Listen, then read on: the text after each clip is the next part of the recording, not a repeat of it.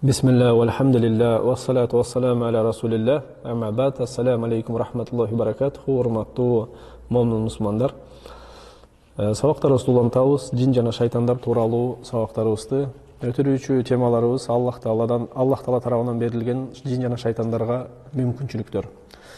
Бүгүнкү мүмкүнчүлүк шайтан жана жиндерге адамдын ичинде кан тамырында жүрүү мүмкүнчүлүгү. Sahih kitaplarda gelет, İmam Bukhari жана Muslim'in kitaplarında Anas radıyallahu anhudan Peygamberimiz sallallahu aleyhi ve sellem aytkan eken inne şeytan yecri minel insani majra dam. Hakikatte şeytan insandın içinde, adamdın içinde kan tamırında, kan жүргөн жеринде жүрөт деп. Бөлөк hadiste gelет. İmam Muslim жана İmam Bukhari'nin kitaplarında gelет, sahih kitaplarda Safiye enebizden gelет, Peygamberimiz ayılgan. Safiye enebіз kabar berет, Peygamberimiz akırkı Orazanın 10 gününde itikaf kılgan ahvalda bolчу deydi. Men ziyaret kılıp barıp kaldım deydi, keçinde. Biraz oturup bir tekeden keyin Peygamberimiz meni uzatıp çıktı deydi eşikке. Uzatıp çıkkanda жолдон эки киши өтүп бараттыр deydi. Эки сахабалар. Анан бизди көрө калып, басуусун ылдамдатып башташты дейт. Анан пайгамбарыбыз айтты дейт, жайыле баскыла деп. Бул Сафия бинти Хуэй деп айтты дейт. Ошондо сахабалар айтты дейт, Субханаллах, Аллахтын элчиси, биз жаман ойломок белек деген мааниде ушинтип айтканда пайгамбарыбыз айтты дейт. Акыйкатта шайтан адамдын ичинде кан тамырларын жүргөн жерде жүрөт деп. Жана мен корктум дейт. Шайтан силердин жүрөктөрүңөргө бир жаман нерсени салып коебу деп. Мындайча айтканда, васвасаны, күмөндү салып коебу деп корктум дейт. Бул хадисте чоң бир пайдалардан бар. Ал пайдалардан пайгамбарыбыз бизге үлгү катары көрсөтүп кеткен нерсе, эгерде кимде ким эң биринчи ирет бир абройго же бир илимге бир илим ээси болгон болсо, бир шектүү нерсе менен алек болуусу жакшы эмес. Эгерде бир шек болуп кала турган болсо, ошону айкындап, баяндап, адамдарга ошол шегин арылтып коюш, бул эң жакшы бир иштерден болот. Андан соң бул хадистерде пайгамбарыбыз айтат, кабар берип атат, шайтан адамдын ичинде кан тамырында жүрөт дейт. Орду келгенде айтып кетүү зарыл. Аллах Таала өзүнүн мээрим менен хижама кылуу мүмкүнчүлүгүн мага берген. Ошол хижама кылууда, тажрыйбада бир нерсени мен байкадым. Хижама кылгандан кийин мен дайыма адамдардан сурайм, кандай акыбалдасың, кандай өзүңдү сезип атасың десем, жүрөгүм тынчтанып калды дешет. Анан ушул нерсе дайым сурасам, ушул нерсени көп уга баштадым. Анан мен изилденип көрдүм, бул эмне үчүн жүрөккө таасир этип атат. Эгерде келген кишилер дене оорусунан келип атса көбүнчө. Анан ушул хадис оюма түштү. Шайтан адамдын ичинде кан тамырында, кан жүгүргөн жеринде жүгүрүп жүрөт деген. Демек, шайтан эгер кан тамырда жүргөн болсо, анда ал бир максат менен жүрөт. Ал кайсы максат? Көп аяттар жана хадистер даллат кылат, шайтан эң бир чоң бир максаттарынан адамды кайгыга, капага, кыжылатка киргизүү. Ошол себептен бул хижаманын бирден бир маңызы, бул Кыргызда айтылып келген жаман канды, бузук канды чыгаруу деп. Жана бул Кыргызда өзү илгери келген кыйма жана ушуга окшогон бир аттар менен келген. Жаман канды, бузук канды чыгаруу деген азыр медицина менен тастыкталган. Азыр биз кылып аткан иш, хижаманы кылып аткан ишибиз ошол жаман канды, бузук канды чыгарабыз. Мындайча айтканда, медицина сөзү менен айтканда, теринин астындагы кан тамырдан канды чыгарабыз. Ар жакка кетпейбиз.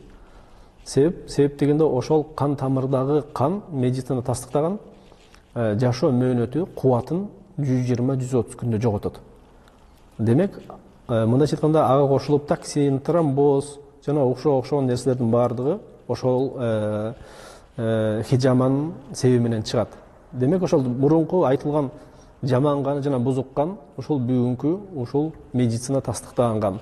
Жана демек шайтандын bir кандайдыр бир деңгээлде ошол жүрүүсүнө, адамга таасир этүүсүнө, кайгыга түшүрүүсүнө, ошол нерселерди тосууга, ошого таасир этет бул хижама. Бул тажрыйба менен келген нерсе албетте. Ошон үчүн адамдардын айткан сөзү, жүрөгүм тынчтанып калат деген сөзү ушуга далат кылышы ыктымал.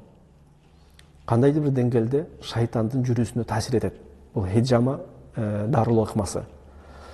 Ошол себептен бул хижама негизи пайгамбарыбыз хадисте айткан, силер дарыланган нерселериңердин эң жакшысы бул хижама деген, жана айткан жок кайсы оорудан экенин. Демек айтпагандан кийин бул жалпы өкүмдү алып, кандай гана оору болбосун. Оорулар бөлүнөт бизде, дене оорусу жана эмне? Жана рух оорусу. Демек бул дене жана рух оорусуна да таасир этет, балким рух оорусуна көбүрөөк таасир этиши ыктымал. Ошон үчүн ар кандай баягы шайтан тийүү оорулары, жин тийүү оорулары, сыйкыр, көрө албастык ушул ооруларга дагы бул хижаманы дарылоо катары колдонуу бул жакшы бир ыкмаларга кирип калат. Дагы деле болсо айтылган нерсе бул шариятта тастыкталган бир сөздөр эмес, бул жеке тажрыйбадан алган бир сөздөрүм. Демек айтылган нерсе ошол бул хадистерден дагы бир пайданы алып кетсек, алымдар ошо эки маанисин айткан, ушул пайгамбарыбыздын сөзүнүн бир эки маанисин чыгарышкан. Биринчиси акыйкатта бул канда жүрөт деген. Бул шайтан акыйкатта жүрөт.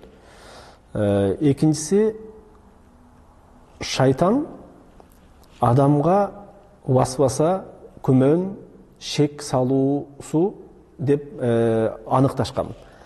Өкөйтен туура бул алымдардын сөзү. Акыйкатта биз түз маанисинде калабыз. Акыйкатта Аллах Таала кудурет берген буларга, мүмкүнчүлүк берген, канда жүрүү мүмкүнчүлүгүн. Экинчиси албетте канда жүргөндөн кийин аны азгырып васваса кылуу мүмкүнчүлүгү биринчи эшиктен бар.